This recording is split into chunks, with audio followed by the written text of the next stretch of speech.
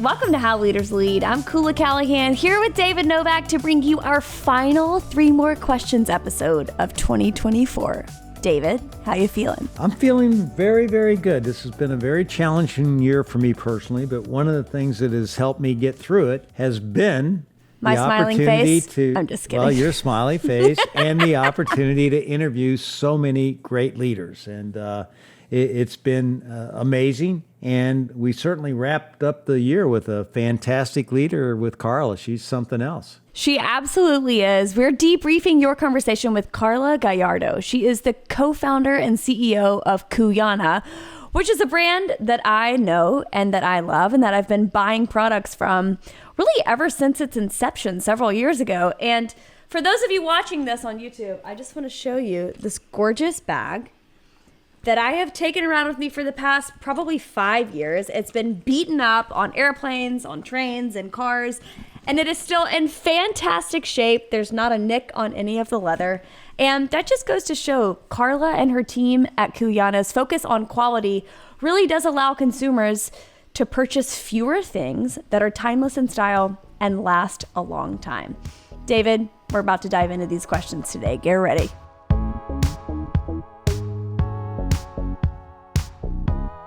Question number 1. Throughout the entire episode, Karla emphasizes the importance of dreaming really big, but starting small so that you can figure out your systems and processes for producing a product.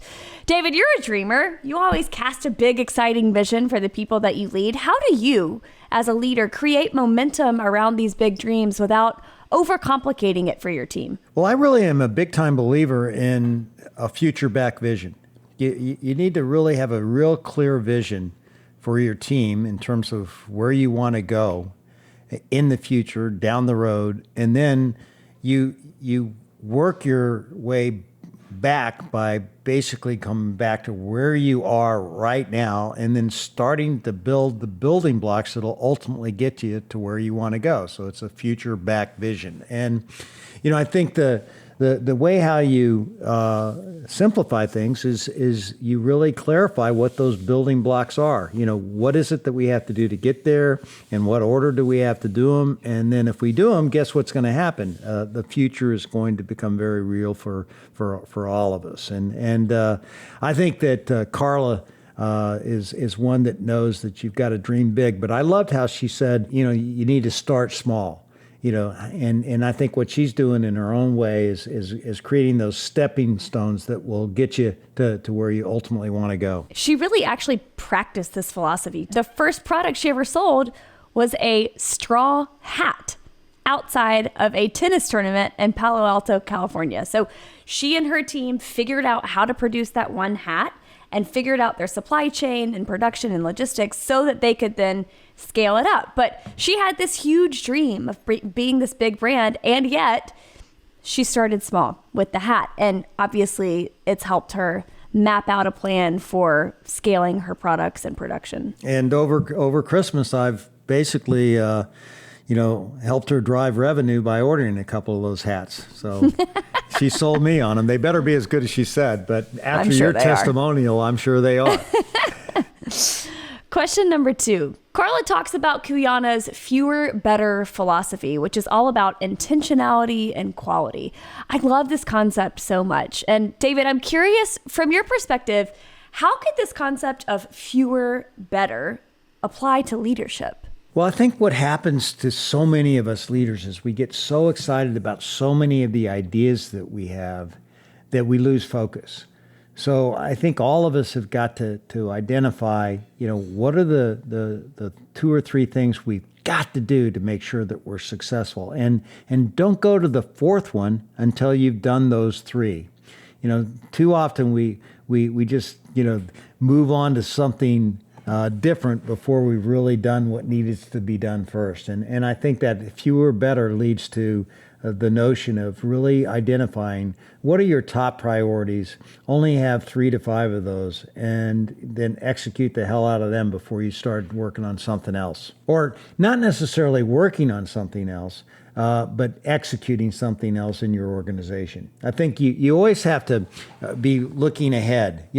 So if you have 3 priorities today, those are the three you want to get done. But you better be dreaming up the next three that are going to take you to the next place. Another word that comes to mind when I think of this fewer, better philosophy is timeless. And so I feel like, another way that this concept applies to leadership is there's a lot of fads and things that you can kind of just like spin your wheels trying to keep up with. But one thing that I love so much about the leaders that we interview on this show is that the principles and philosophies that they practice are ones that will stand the test of time and have stood the test of time. Things like recognition. You're always going to be working with people, and people are always going to want to be recognized. That's one of these principles that is timeless. Right. Quality, customer focus, having a culture with strong values. These are like timeless. I think you're making such an excellent point there. Question number 3. What's interesting about Cuyana is that rather than being a season-to-season retail brand, they build hero products based on customer needs when those customers' needs present themselves. How would you, David, advise leaders on how to balance maintaining their core offerings, those products that solve customers' needs, with driving innovation and introducing new products? This goes back to what Jim Collins always talked about in his Good to Great book. He called it the magic of the and. I think that every leader has to really understand what the core products are and make sure that you never lose sight of them and make sure that they're strong and they're healthy. And at the same time, that innovation is going to be required to really excite your customers. So you want to build off of the core, but bring forward major news and excitement that keeps your brand vital and energetic. And that's particularly true in the retail business, which is very transactional. For example, at Taco Bell, we sold a heck of a lot of tacos. Okay. And we always made sure that those tacos were fully loaded and the taco shells were always the best they could possibly be. The ingredients were right. That was key. And we sold a ton of tacos by doing that. And if our taco business went south, we'd be in trouble. But we were able to maintain it and grow it slightly each and every year. But the way how we really ensured that Taco Bell had a great year is we excited the heck out of our customers with new products like the Crunch Wrap and the grilled stuffed burritos and quesadillas and many of the products that have sustained that brand and the growth that brand has had, which has been absolutely amazing.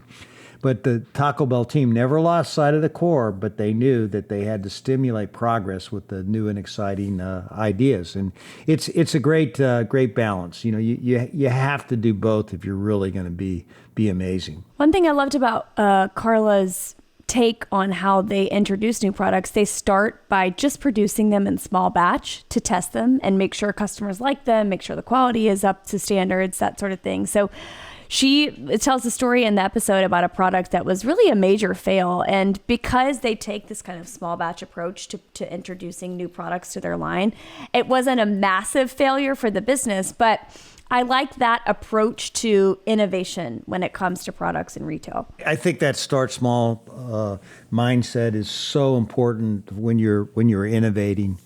Because you might get a product that you're really excited about and you think, I got to take it national, and you're going to move real quick on it. And the fact of the matter is there's some flaws that need to be taken care of before you do that. And what she does is she basically pilots all of the products that they develop, and she gets them out there. She gets customer experience. Then she alters things. She iterates. She talks about the importance of iteration.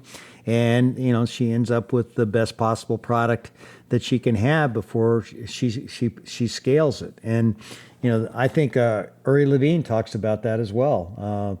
And he's the co-founder of Waze, but, they started small. Rather than perfecting everything, they get it out in front of customers, they learn from customers, and then they figure out how to adjust and make the product as good as it can possibly be. And that's by experimentation and going small before you go big and scale it. If you haven't listened to Karla's full episode, definitely go back in the feed and give it a listen. Especially, I know a lot of you are probably traveling for the holidays. You've got time. Go listen to the episode. I promise you will not be disappointed. David, that's it. It's our last 3 More Questions episode of the year. Well, it's been a lot of fun, and I look forward to having 52 more of them. Or is next year a leap year? No, it's 2025. Oh, okay, so that was a stupid question. So next year we'll have 52 episodes, and it'll be a lot of fun. So I look forward to that, Koula. And next week on How Leaders Lead is our Best of Quarter 4 episode, where we feature top takeaways from every guest we've had on the show for the past 3 months. It's a power-packed episode that will send us into the new year happily. From all of us here at How Leaders Lead, have a happy new year and an incredible holiday.